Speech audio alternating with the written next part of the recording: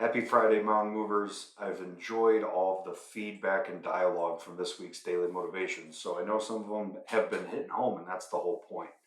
The few that I want to talk about are the first one from Tony Robbins, where he talks about stepping into uncertainty is necessary for us to break away from something that's not serving us. And I can think about this when it comes to new opportunities in life, new habits that we're stepping in, goals that we're considering, initiatives of the company. Uncertainty can be scary, but uncertainty is also required in life for us to grow. And anytime I step into uncertainty and it's a calculated risk, rather than have fear, I replace that with excitement in the what could go right, not focused only on the what could go wrong. The next gem came from Groeschel, and he was talking about habits that why are good habits hard to start? The pain is now, the payoff is later. And then why are bad habits difficult to break? The payoff is now, the pain comes later. And how many habits of your life can you think about this?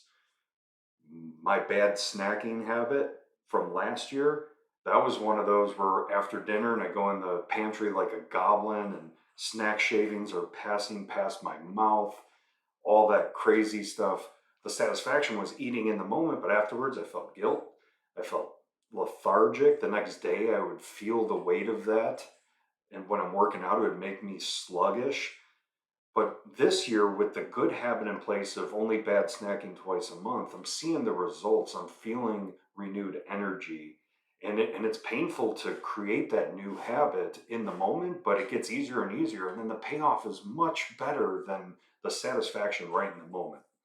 So, what habit in your life do you need to start creating where it might be painful now, but the payoff is tremendous later?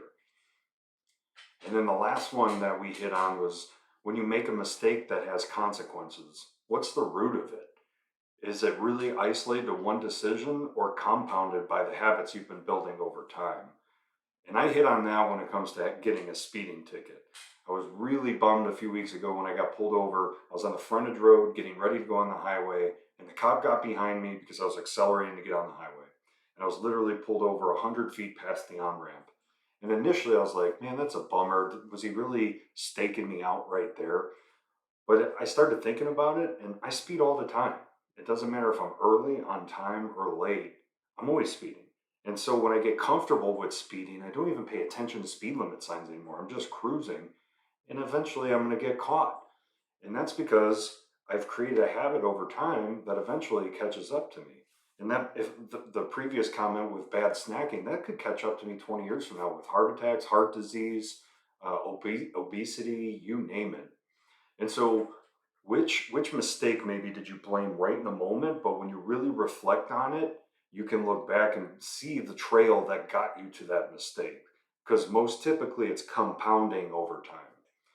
Hope you have an awesome weekend. Look forward to next week's recap.